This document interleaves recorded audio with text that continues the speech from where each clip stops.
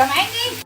الحقوني، انا مش عارفه ده كده صبيط ولا اخطبوط. يعني انا قطعته كده وهعمل بصوا شويه بقى جمبري. وده بقى ده اللي عايز اسالكوا عليه، ده اخطبوط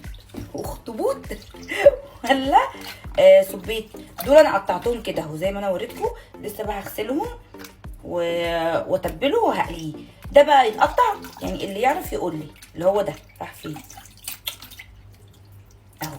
بس انا شايفه حاسه ده اخطبوط اهو، اخطبوط. قولوا لي، طب اكتبوا لي في الكومنتات ده اقطعه برده وبيتقلي ولا الشرايح دي بس. هنحط الحله ونحط مكعبين زبده، تمام. وبعدين هنا في يعني انا ضربه توم وفلفل وكزبره وكمون وملح مع بعض، تمام اهو. هننزلهم مع الزبده ونقلب شويه. جربوا الطريقه دي هتعجبكم قوي، تمام. وبعدين هنا بقى في ايه، جزر وكرفس وبصل وجزر وليمون وطماطم وفلفل حامي. مش عايزه تحطي فلفل حامي براحتك. ننزل بالبصل نشوح مع بعض كده، يبقى تقريبا كده. وننزل بالفلفل والطماطم وبعدين الكرفس والليمون وشويه الخيار المقليبه.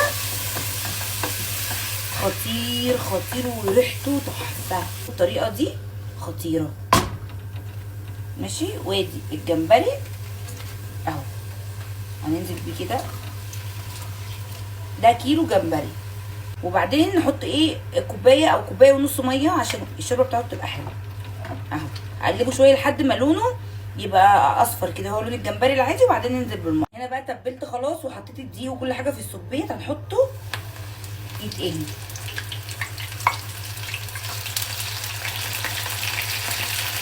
وحطيت الرز على النار عشان تعرفوا ان ريمو شطوره وهتتفكها دلوقتي. وريمو ما تتفكها.